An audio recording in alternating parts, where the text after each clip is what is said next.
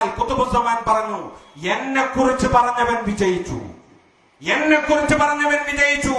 എന്നെ കുറിച്ച് പറയാൻ മടിക്കുന്നവൻ ജീവിതത്തിൽ തന്നെ പ്രയാസപ്പെടും. അടിവരയിട്ട് മനസ്സിലാക്കണം. എന്നെ കുറിച്ച് പറഞ്ഞവർ വിജയിച്ചു, എന്നെ കുറിച്ച് പറഞ്ഞവർ വിജയിച്ചു, വിജയിച്ചുകൊണ്ടിരിക്കുന്നത് നാം കാണുന്നു. എന്നെ കുറിച്ച് പറയാൻ മടിക്കുന്നവർ ജീവിതത്തിൽ പ്രയാസപ്പെടും, കുടിയിൽ സുഖം ഉണ്ടാവില്ല.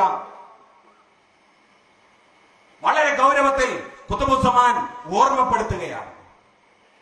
അതുകൊണ്ട് ഖുതുബുസ്സമാനെ പറയാൻ മടിക്കുന്ന മജ്ലിസുകൾ നമുക്കുണ്ട് എങ്കിൽ ആ മജ്ലിസ് ശൈത്താന്റെ മജ്ലിസാണ് എന്ന കാര്യത്തിൽ സംശയം വേണ്ട.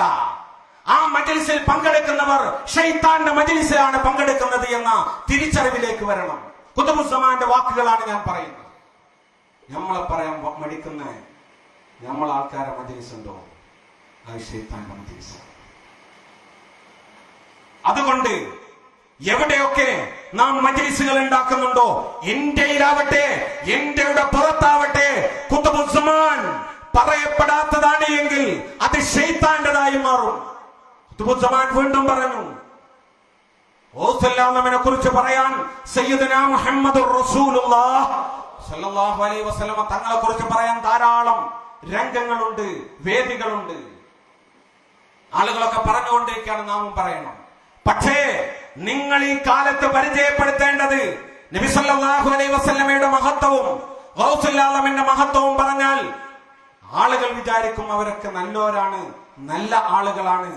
അവര് ആ യോഗം കഴിഞ്ഞാൽ നിങ്ങളുടെ പ്രഭാഷണം നല്ലതാണെന്ന് വിചാരിച്ചവരാണ്. ഇപ്പോ ഈ കാലഘട്ടത്തിൽ അവർ രക്ഷപ്പെടണമെങ്കിൽ അവർ എന്റെ അരികിൽ വരണം.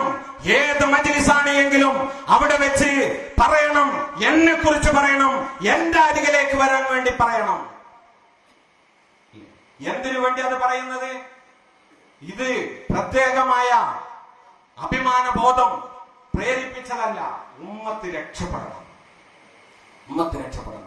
സയ്യിദുനാ മുഹമ്മദ് റസൂലുള്ളാഹി സ്വല്ലല്ലാഹു അലൈഹി വസല്ലമ തങ്ങൾ പഠിപ്പിച്ചു. എന്തേ പറഞ്ഞത്? അബൂദർ റളിയല്ലാഹു അൻഹു നടന്നു പോകുമ്പോ, യാ അബൂദർ ഹല്ലക ഇലൽ ബൈഅ ഫലകൽ ജന്ന, അബൂദറേ എന്നെ ബൈഅത്ത് ചെയ്യൂ, സ്വർഗ്ഗം തരാം. ഖുതുബുസ്സമാൻ പറയുന്നു, എന്നെ ബൈഅത്ത് ചെയ്യൂ, സ്വർഗ്ഗം തരാം. കേരളത്തിലെ പണ്ഡിതന്മാർ ആർക്കിത് പറയാൻ കഴിയും? സമസ്തന്റെ കറാമത്തും പറഞ്ഞു നടക്കാൻ നേരത്തെ പ്രസംഗിച്ച മജീദ് ഉദവി പറയുകയുണ്ടായി. സമസ്തയിലേക്കാണ് ക്ഷണിക്കുന്നത്. സമസ്ത എന്ന് പറഞ്ഞാൽ എന്താ? ഒരു സംഘടന. അറബി ഭാഷയിൽ ഈ സംഘടനയ്ക്ക് പുല്ലിത്തൊകയെന്നാ പറയാ. അഫ്രാദിന്റെ ലിന്നുകൂടെ ഹാരിജിൽ മൗജൂദാകാന്ന് പറയും. സാധനം ഇല്ല, പ്രത്യക്ഷമായി ഇല്ല, ഇല്ല സാധനം. ചെറുശ്ശേരിയോട് വിളിച്ചു ചോദിക്കാണ്, എന്താണ് ഇങ്ങനെ? അത് സമസ്തന്റെ തീരുമാനം. എന്നാ ഉസ്താദ് ഒന്ന് പറഞ്ഞേ. ആ സമസ്തനോട് ചോദിച്ചോ. ഏതാ ഈ സമസ്ത? സമസ്തനോട് ചോദിച്ചോ. അതെന്തോ മറ്റൊരു സാധനം. കോയക്കുട്ടി മുസ്ലിയാരോട് വിളിച്ച് ചോദിക്കാൻ എന്ത് ചെയ്യണം? മൂപ്പര് പറയണം, ആണത്തമുണ്ടെങ്കിൽ ഉമ്മത്ത് രക്ഷപ്പെടണമെന്നുണ്ടെങ്കിൽ ഒന്ന് പറയണ്ടേ, ഇന്ന ആളെ പിടിച്ചോ, സമസ്തനെ പിടിച്ചോ. പ്രസിഡന്റും സെക്രട്ടറിയും പറയാം, ഞങ്ങൾക്കറിയില്ല സമസ്ത. ആ സമസ്തന്റെ തീരുമാനം. ആരായി ആ സമസ്ത? സമസ്തന്റെ തീരുമാനം.